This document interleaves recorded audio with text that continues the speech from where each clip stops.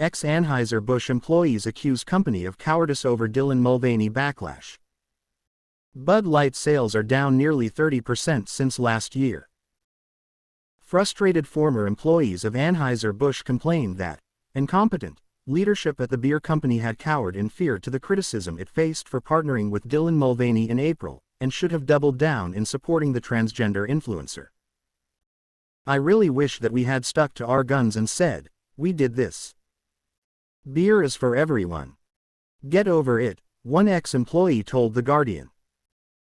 The media outlet spoke to several former employees on the condition of anonymity about their experience working for the beer giant while they dealt with one of the biggest boycotts in U.S. history.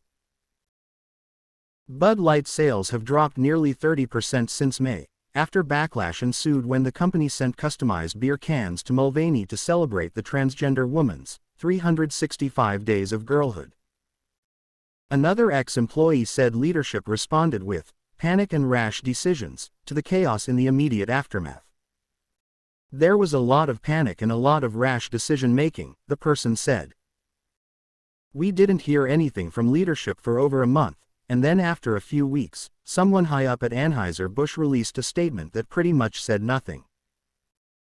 Anheuser-Busch initially defended its campaign, saying its partnership with the transgender activist helped authentically connect with audiences. As backlash mounted to Mulvaney's post, Anheuser-Busch CEO Brendan Whitworth remarked 2 weeks later, "We never intended to be part of a discussion that divides people. We are in the business of bringing people together over a beer." Former staff described how the company's response left them worried for months about Mulvaney's welfare and their own job security. "Are we doing everything we can as a company to support this person?" one former employee remembered asking. Their boss reportedly told them they were constantly talking to Mulvaney. The same person revealed there wasn't much assurance from top leaders at the company in addressing staff concerns about the backlash. Looking back, they said there was a pattern of a lot of trickle-down lies from leadership. After the initial statements to the media, the company told its publicity department to stop communicating with the press while everyone regrouped, the first anonymous employee claimed. Anheuser-Busch also temporarily turned off comments on its social media pages. Some employees pointed to the company's lack of diversity and incompetence at the top level as responsible for what they perceived as a botched response to the backlash. "It's just old white men," the employee said. That's why they said staff was excited to see former top executive Alyssa Heinerscheid promoted as the first female vice president of marketing for Bud Light last year. Representation in the C-suite doesn't solve everything, and Anheuser-Busch is far from the only company without it, but former employees say that a more diverse boardroom might have led to a more empathetic handling of the controversy, The Guardian said, summarizing employee sentiment. Anheuser-Busch also didn't understand how to handle the controversy because they had previously played it safe in their marketing campaigns, another employee argued. Anheuser-Busch was operating always from a position of fear, they said.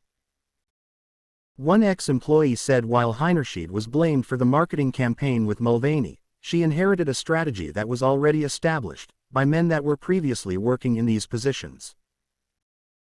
The former staffer told The Guardian there was an incompetence in the leadership on a national level at Anheuser-Busch, describing its chief marketing officer as someone who doesn't really understand a lot of the political battles at the national level. Anheuser-Busch did not immediately respond to a request for comment. 6 months after the controversy began, one beer industry expert believes the damage to the company might be quasi-permanent, and longtime consumers could be lost forever. The Bud Light situation has actually gotten worse, Beer Business Daily publisher Harry Schumacher told Fox News Digital. In July, the company announced it would be laying off hundreds of employees across its U.S. corporate staff. Bud Light's sale volume has been down 30% since last year. Schumacher said Bud Light is likely to see similar year-over-year declines for the foreseeable future, or at least until April and May of 2024 when they lap the controversy, and the new normal will be baked into the numbers. Fox News' Brian Flood contributed to this report.